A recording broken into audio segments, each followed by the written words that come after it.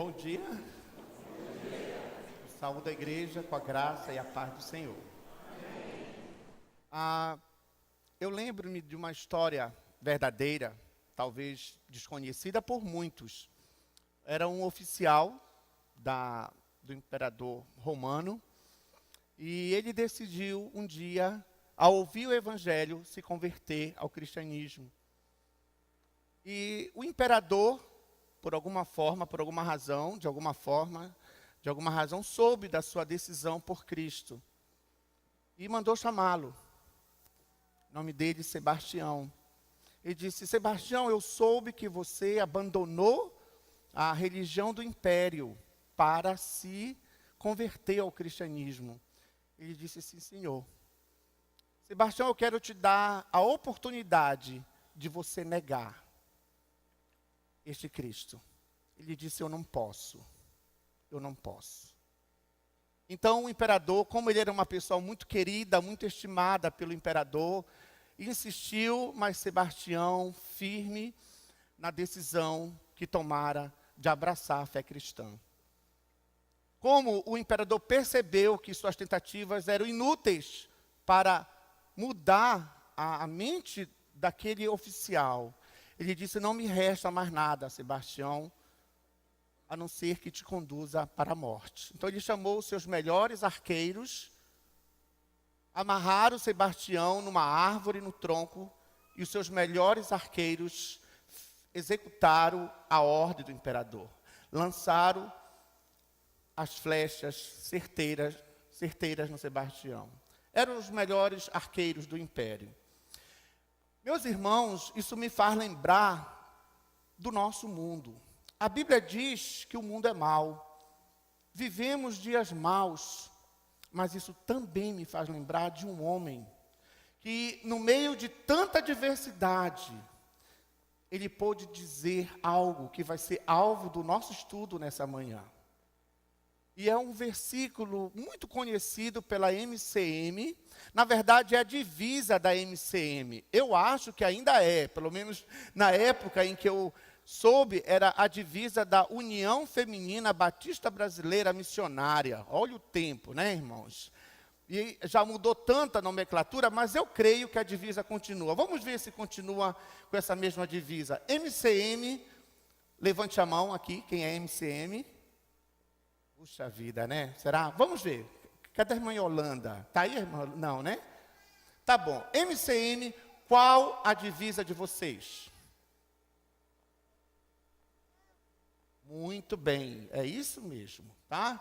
Só que agora a igreja também, eu creio que a igreja sabe, porque esse texto, ele é muito usado, mas mal interpretado. Permita-me falar isso. Igreja, Filipenses 4,13 diz o quê?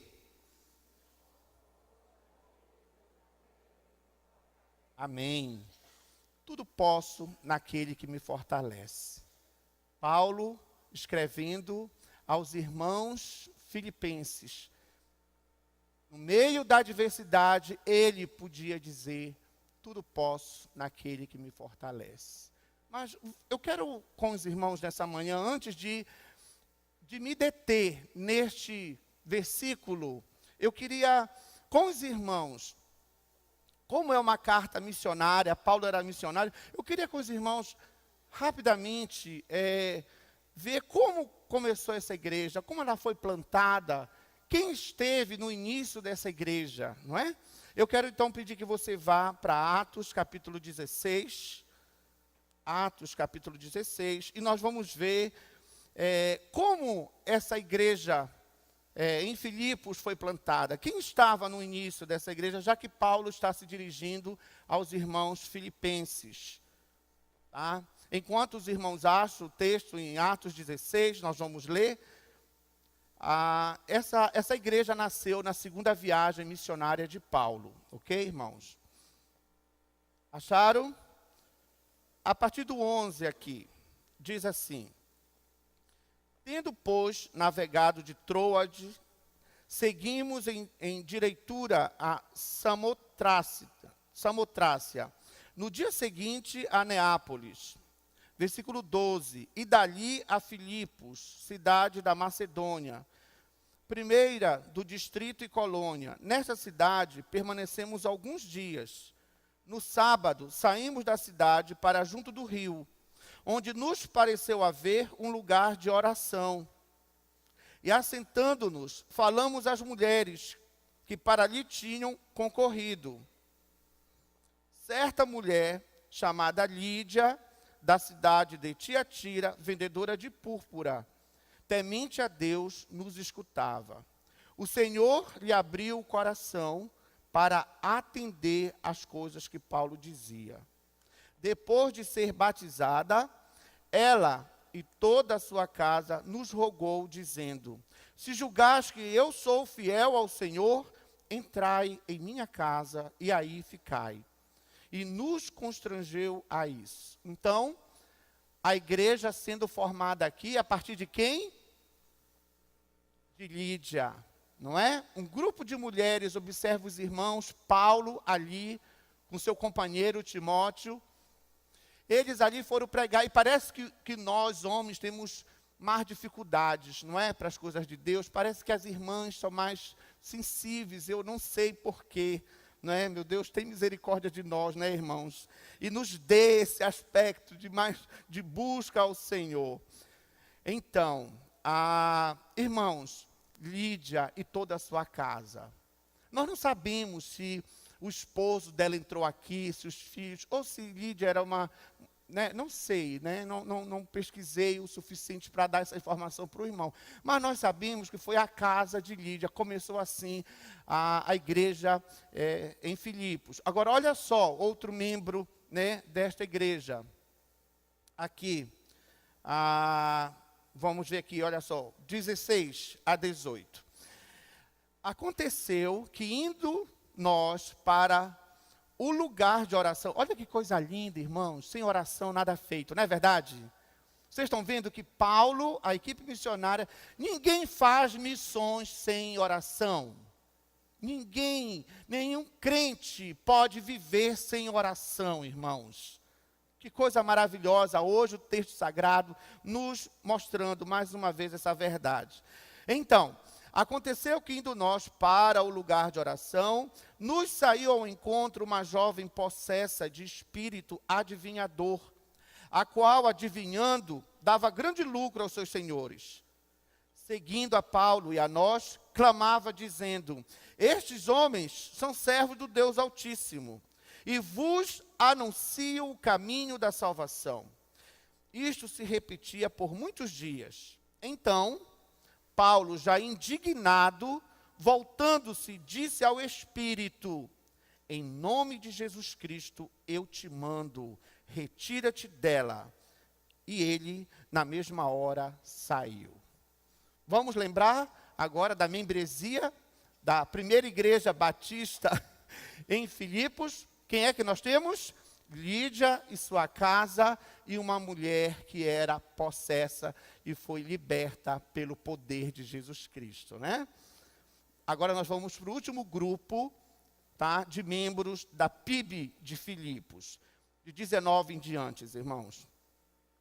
Vendo os seus senhores que se lhes desfizera a esperança do lucro, agarrando em Paulo e Silas, os arrastaram para a praça, à presença das autoridades, e levando-os aos pretores, os guardas, não é, do governo, disseram: estes homens, sendo judeus, perturbam a nossa cidade, propagando costumes que não podemos receber nem praticar, porque somos romanos.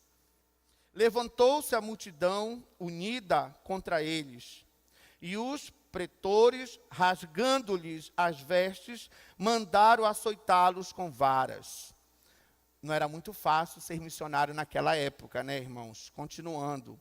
E depois de lhes darem muitos açoites, os lançaram no cárcere, ordenando ao carcereiro que os guardasse com toda a segurança. Este, recebendo tal ordem, levou-os para o cárcere interior e lhes prendeu os pés no tronco. Olha a preocupação, né, para que Paulo não saísse. Foi lá no mais fundo e com esse tipo de amarras. 25. Por volta da meia-noite, Paulo e Silas oravam e cantavam louvores a Deus. E os demais companheiros de prisão escutavam. De repente, sobreveio tamanho terremoto que sacudiu os alicerces da prisão. Abriram-se todas as portas e soltaram-se as cadeias de todos. Só um intervalo aqui. Isso já vai nos ajudar a entender o que nós queremos falar em versículo 13. É nessa situação que Paulo está. Tá? Ele está escrevendo esta carta da cadeia. Olha só, pregando o evangelho, pessoas se convertendo, e onde ele foi parar. Não é meio maluco isso? Paulo ali preso, humilhado de uma certa forma, amarrado. Cara, o que é que ele está fazendo? A gente não vê Paulo, como muitos de nós, com surto de justiça própria. Já perceberam, irmãos, como nós somos? Quando nós estamos em situações semelhantes, Senhor, por que comigo? Né? Por que eu, Senhor? A gente não vê, a gente não percebe Paulo, né, com essa atitude. A gente vê Paulo o quê? Orando e cantando louvores ao Senhor. Como é que você tem enfrentado esses momentos difíceis na sua vida? É meio maluco isso. Irmãos, imagine você estar passando por uma situação complicadíssima, que só você sabe, Deus. Mas você está ali orando, cantando. O que os colegas que ainda não entenderam a obra de Cristo na vida deles, o que eles vão pensar de você, de nós? No mínimo, o quê? A pessoa é insana, completamente insana. Não é verdade? Ou essa pessoa é masoquista, ou essa pessoa está insana. Glória a Deus, porque o crente que entende que a tribulação é um instrumento precioso, dolorido, para nos tornar pessoas melhores. Glória a Deus quando nós entendemos isso. Quando a igreja entende isso. Mas vamos avançar aqui, porque eu também, com vocês, eu quero saber a composição da PIB de Filipos. 27. O carcereiro despertou do sono e, vendo abertas as portas do cárcere, puxando da espada, ia suicidar-se, supondo que os presos tivessem fugido. Roma mandava matar se isso acontecesse. Então ele queria antecipar esse trabalho por Roma, né? Mas Paulo bradou em alta voz: não te faças nenhum mal, que todos aqui estamos. Então o carcereiro, tendo pedido uma luz, entrou precipitadamente e trêmulo prostrou-se diante de Paulo e Silas. Depois, trazendo-os para fora, disse: senhores, que devo fazer para que seja salvo? Responderam-lhe: crer no Senhor Jesus e serás salvo, tu e a tua casa. Eu tenho a impressão que às vezes nós usamos de maneira também equivocada esse texto, irmãos. Mas tá bom, Deus é soberano, Deus é Deus. E lhe pregaram a palavra de Deus e a todos os de sua casa. Naquela mesma hora da noite, cuidando deles, lavou-lhes os vergões dos açoites. A seguir foi ele batizado, e todos os seus. Então, levando-os para a sua própria casa, lhe pôs à mesa, e com todos os seus manifestava grande alegria por terem crido em Deus. Amém? Assim nasce a igreja, a PIB, não é? A PIB não, irmão. A igreja de Filipos. E eles se multiplicaram. Eles entenderam e se multiplicaram. Porque vamos agora sim lá para a carta aos Filipenses. Olha o que Paulo diz no capítulo 1, no versículo 1. percebe que ele não está mais se dirigindo, talvez eles se tornaram assim, mas a igreja ela cresce quando ela entende a sua participação na obra missionária. Paulo a Timóteo, servos de Cristo Jesus, a todos os santos em Cristo Jesus, inclusive quem? Bispos e diáconos, que vive em Filipos. Ou seja, agora Paulo está se dirigindo a quem também a liderança daquela igreja. Nós já temos ali anciãos, nós já temos presbíteros, nós temos diáconos e nós temos a igreja de Filipos. Nós não sabemos, quem sabe, se Lídia se tornou uma diaconisa, não temos essa informação, mas a igreja cresceu. Então foi para eles que Paulo escreveu. Foi para eles. Mas em que circunstância Paulo escreveu? Veja o versículo 13 aí, desse mesmo capítulo de Filipenses. De maneira que as minhas cadeias em Cristo se tornaram conhecidas de toda a guarda pretoriana. Como é que estava Paulo nesse momento, escrevendo essa carta aos irmãos? Estava preso em Roma. Ok? Agora sim, irmãos, vamos para o texto que eu me propus trabalhar com os irmãos aqui, que é o texto em capítulo 4, versículo 13. Tudo posso naquele que me fortalece. O que Paulo quer dizer com isso, no meio dessa circunstância tão adversa? Aí a gente aprende que quando nós queremos entender melhor um texto, um versículo, nós corremos para o contexto imediato, que são os versículos mais próximos do versículo que você está focando. Então, vamos ver se o 12 nos ajuda a entender melhor essa fala de Paulo. Porque parece que quando a gente lê, tudo posso naquele que me fortalece, parece que Paulo tem assim um superpoder, né? Pelos poderes do Altíssimo. Será que é isso, né? Eu posso tudo. Muita gente pensa isso quando lê esse versículo. De verdade, irmãos. Mas se a gente perceber o contexto, né, imediato, a gente vai perceber que não é isso, não. Versículo 12 diz o quê? Tanto sei estar humilhado, como também ser honrado. De tudo e em todas as circunstâncias, já tenho experiência, tanto de fartura como de fome, assim de abundância como de escassez. Opa, isso agora está nos trazendo o quê? Uma luz para entender a colocação de Paulo. Posso todas as coisas naquele que me... Nós estamos entendendo agora quais são todas as coisas. São situações de humilhação. Pense em alguma situação de humilhação que o irmão já passou, ou que o irmão está passando, ou que talvez passará. Pense nisso. Então, Paulo, ele está mostrando que ele sabe lidar com as circunstâncias, e o seu fundamento está firmado, a sua fé está firmada no seu Senhor, no seu Salvador, no caráter do Deus que ele adora. Agora eu pergunto para vocês, em quem será que Paulo se baseou? Quem é? Qual é a fonte? Qual é a firmeza? Qual é o fundamento de Paulo? Cristo. Muito bem, meu irmão, Cristo. Porque quando Cristo foi humilhado, irmãos, de verdade. Olha, eu estou pegando no português. Ele diz assim, tanto sei estar humilhado. Aí a gente já aprendeu que é em Cristo.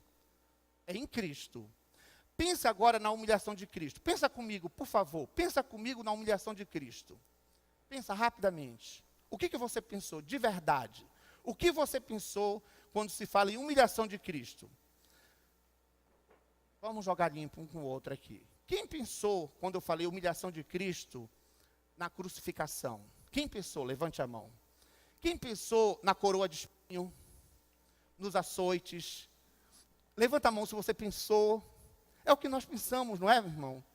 de verdade é o que nós pensamos. Isso é humilhação, sim.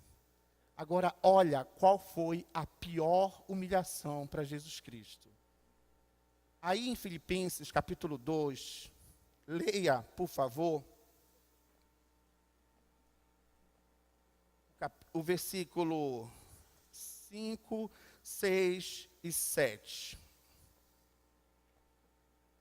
Já leram?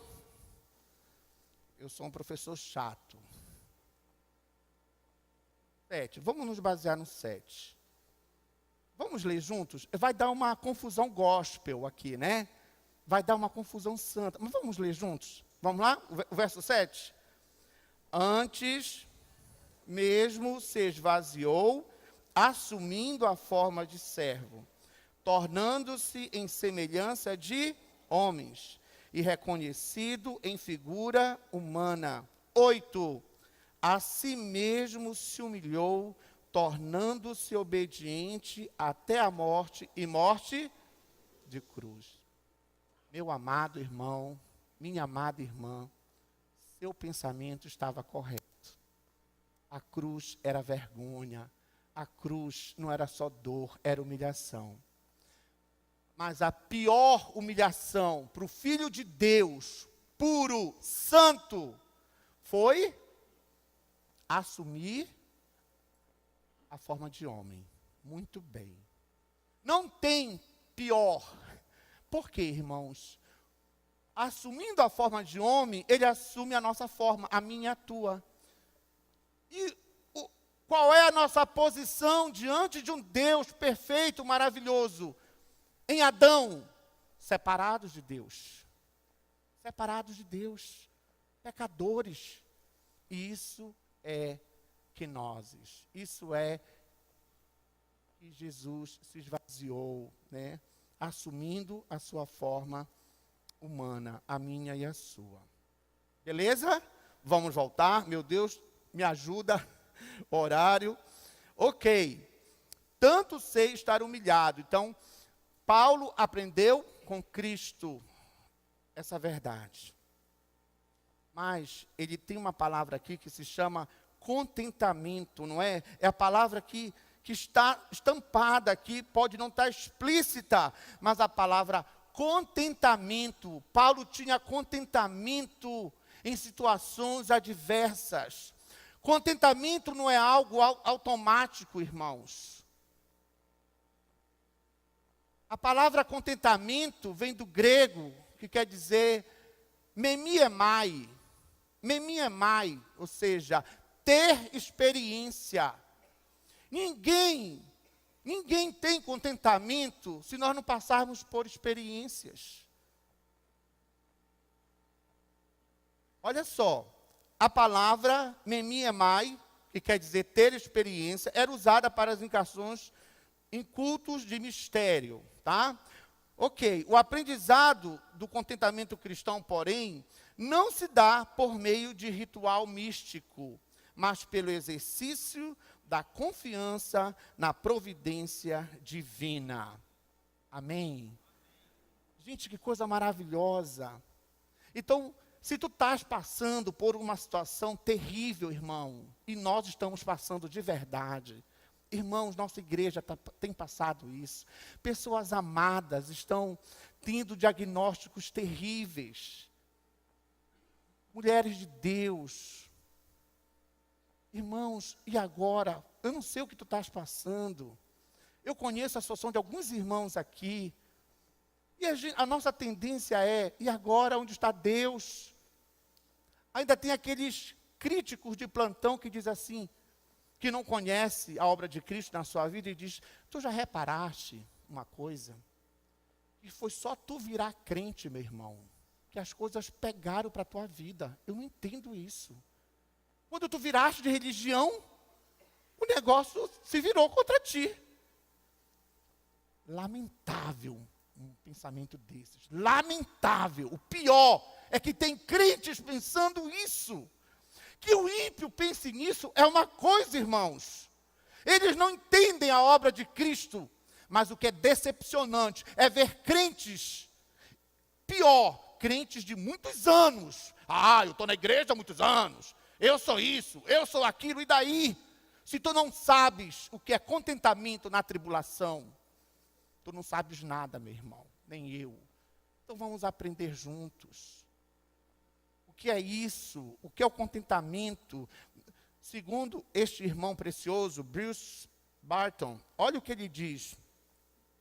Ele afirma que os bens materiais devem ser vistos sempre como dons de Deus e nunca como substitutos de Deus. Olha que verdade esse irmão fala. Os bens materiais devem ser vistos sempre como dons de Deus, dádivas de Deus, presentes de Deus, e nunca como substitutos de Deus.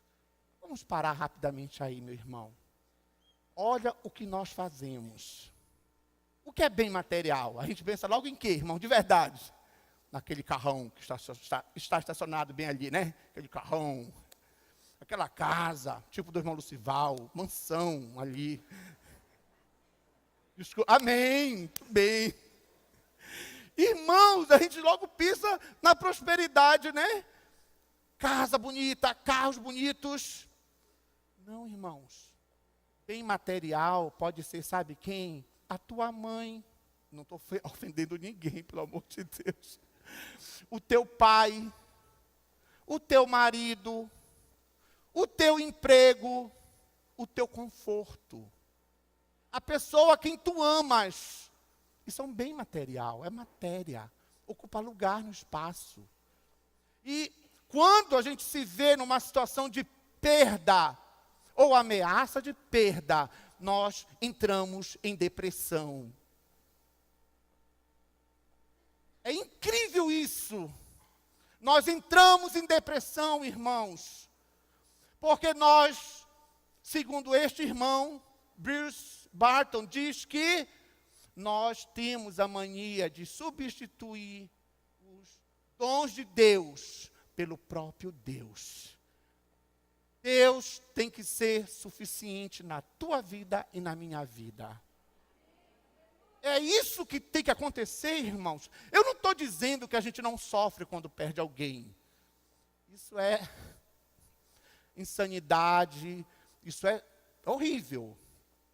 Mas nós precisamos entender que em Cristo é o nosso contentamento.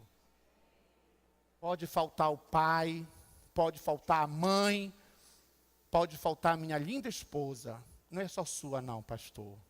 Eu tenho uma linda esposa. Desculpa, pastor, eu amo meu pastor, eu estou feliz pela Betina, de verdade, irmãos. Ele sabe disso, né, meu pastor? Ontem nós vínhamos conversando um trelelê no carro. Não vou contar para vocês também, entendeu?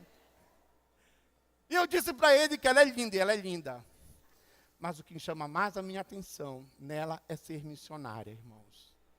Betina é missionária, irmãos. Que coisa maravilhosa. Quanta experiência ela tem para nos contar. Com certeza, nesse sentido de contentamento. Eu não vejo a hora de Miriam e eu, nós convidarmos o pastor para tomar... Vocês também, né? Eu vou ter que... Não sei onde eu vou estar na fila, mas eu espero, irmão. Eu tenho aprendido a ficar contente em Cristo, entendeu? Irmãos, que coisa maravilhosa, né? Estarmos... Agora, olha o que esse material fala sobre isso aqui. Olha que coisa maravilhosa. O contentamento de Paulo não está em coisas ou em circunstâncias. A base do seu contentamento é Cristo, não é o dinheiro. Por que não é o dinheiro? Porque esse contexto aqui, Paulo está recebendo, ele está agradecendo uma oferta que Epafrodito levou até ele. E a igreja em Filipos era uma das mais pobres da Macedônia, irmãos. E Paulo também estava agradecendo esse apoio financeiro da igreja missionária, né? Então, não era o dinheiro. Para ele, o ser é mais importante do que o ter. Humilhação ou honra, fartura ou fome, abundância ou escassez eram situações vividas por ele, mas no meio delas, e apesar delas, aprendeu a viver contente, pois a razão do seu contentamento estava em Deus e não nas circunstâncias. Onde está o seu contentamento, meu irmão? Agora, antes de eu ser trucidado, vamos para o versículo, finalmente, 14. Amém? Vamos lá, irmão Lucival, por favor. Tudo posso naquele que me fortalece. Irmãos, essa fortaleza aqui de Paulo, né, vem da palavra dínamos, esse poder de dínamos, né, não é algo que é inerente do próprio Paulo. Não! Vem de onde o dínamos? Senhor, irmãos. Esse poder vinha do Senhor, e ele então podia enfrentar todas essas situações. Ok? Olha só, irmãos, o que diz aqui.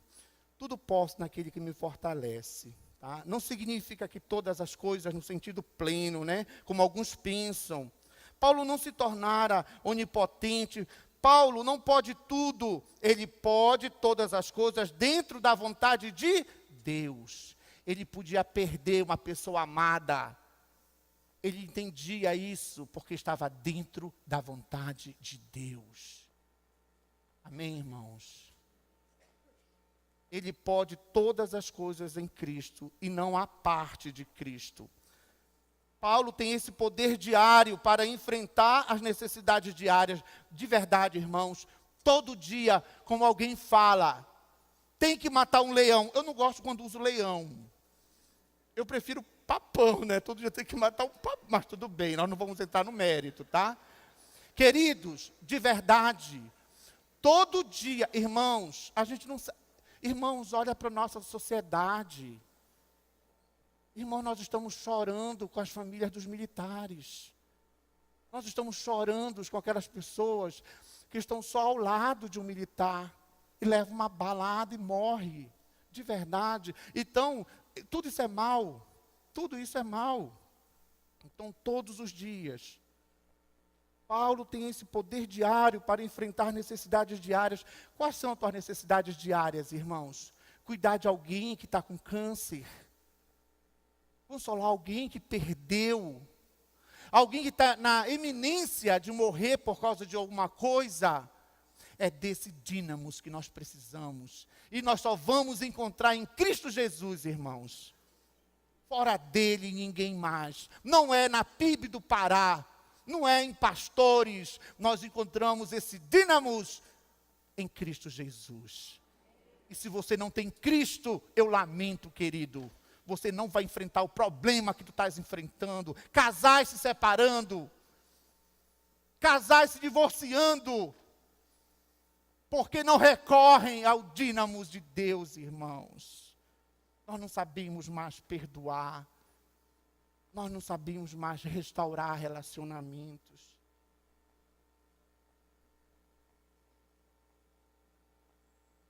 Lembra do Sebastião, o oficial do imperador romano?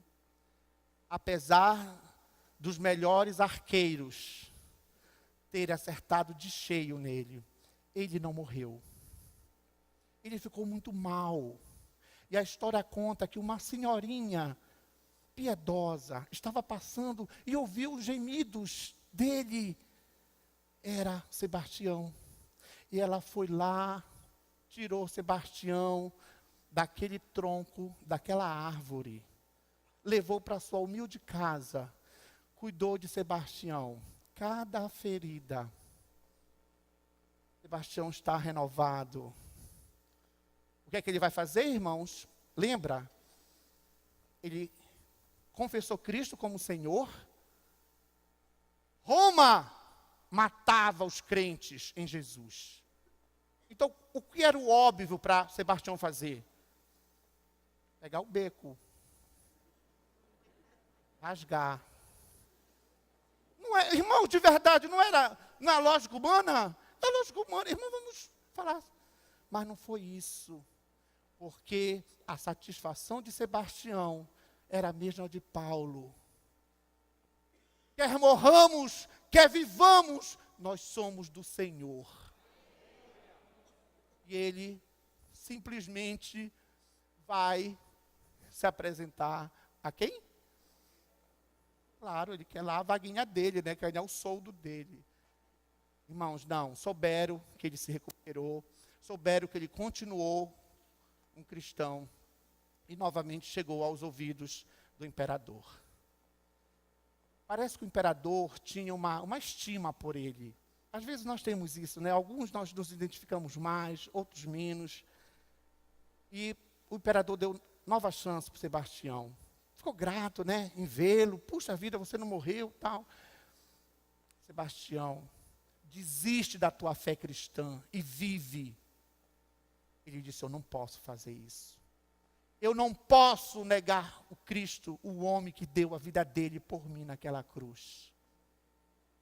É a sua última palavra, Sebastião? É.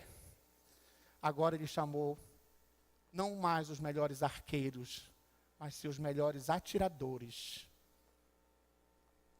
Mataram Sebastião. Sebastião, fiel até o fim. Ele é idolatrado pela Igreja Católica, mas talvez a Igreja Católica, eu acho que muitas pessoas não conhecem a história desse irmão que se converteu a Cristo. Inclusive no Rio de Janeiro, se eu não me engano, ele tem uma certa proeminência. Mas eu acho que eles não conhecem muito a história. Porque Sebastião foi uma pessoa que tinha tudo para se dar bem. Mas ele entendeu que o se dar bem nessa vida é reconhecer a obra de Cristo em sua vida. Não há nada mais importante do que nós termos contentamento em Cristo. Passemos pelo que nós passemos, nós somos de Cristo, meus irmãos. O que você tem passado na sua vida?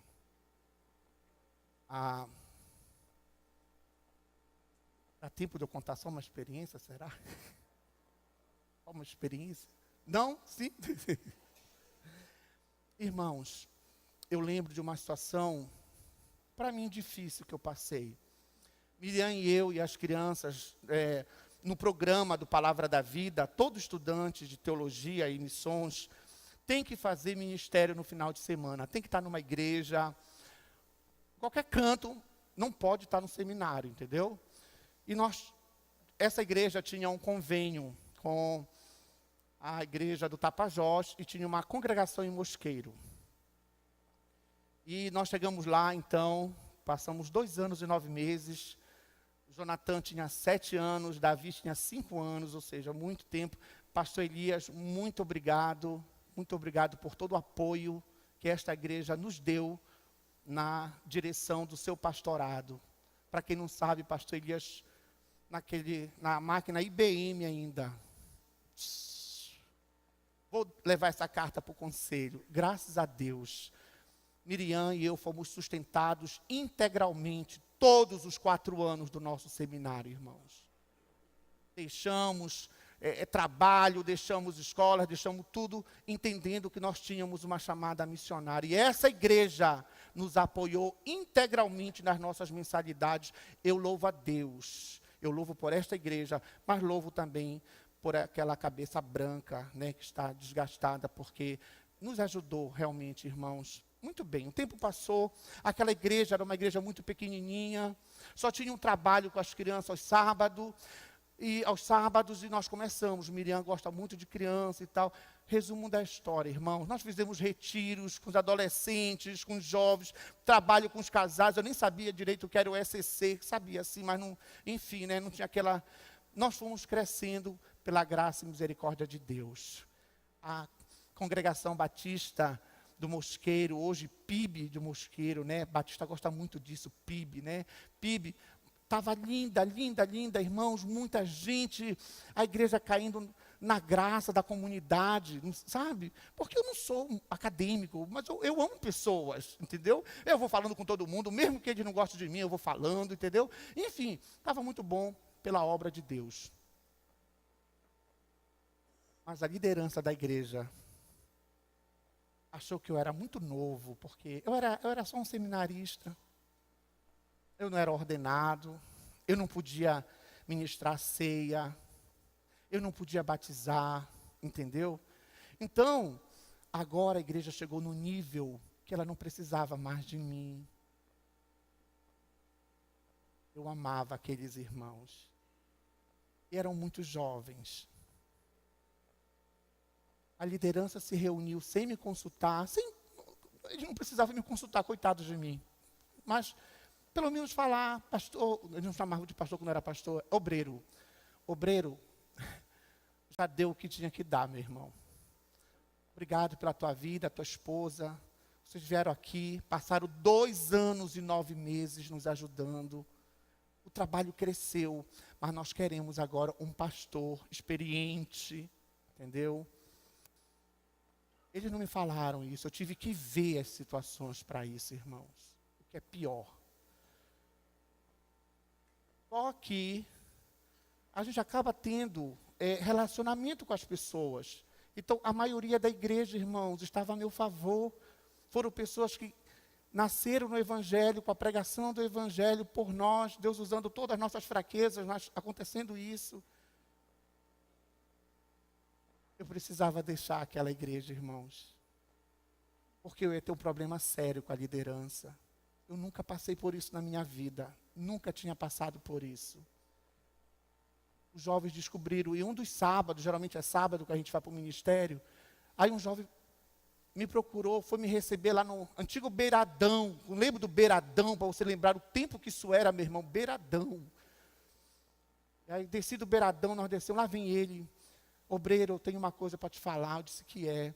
Obreiro, tem um pastor, a liderança está conversando com um pastor. Aí você sabe quem é? Eu disse, não, mas não tem problema. Deixa estar, que Deus já tinha me dado o discernimento que eu estava indo embora. Ele disse, nós não vamos aceitar isso. Eu disse, calma, opa, menos. Nós não vamos aceitar, obreiro. Nós queremos você. Eu conheci Cristo com você. Eu quero que você continue. Eu disse, calma, vamos ver se isso é verdade. Então eu conversei, era verdade. E naquele mesmo sábado, irmãos, quem conhece Mosqueiro, ali a praça, a praia do Chapéu Virado, com aquela outra, que tem um carramanchão ali, bem... Né, tem... perto da bateria, mas é antes. Eu nunca vou esquecer essa cena, irmãos. Nunca. Farol e chapéu virado. Exatamente, vocês são Mosqueiro, né? Irmãos, eu nunca vou esquecer, jovens ali, num daqueles quiosques. Eu amava aquele trabalho. Eu era só um simples seminarista com a minha esposa, sonhando em terminar o seminário. Faltava pouco, irmãos. Eu estava me achando, né? Que eu ia pastorear aquela igreja. A PIB ia pedir a minha ordenação. Eu até disse para eles, olha, nós podemos passar o culto de domingo grande para sábado. Não teve acordo. E eu disse para os jovens, reuni os jovens e disse, eu vou precisar deixar vocês. Aí pensa nisso. A reação. Eu quero que vocês cantem rapidamente comigo uma canção que nós cantamos aqui. Tu és soberano. Nós não vamos cantar todos, tá, irmão, por causa do horário. Vamos lá, capela. Tu és soberano sobre a terra, sobre os céus, tu és Senhor.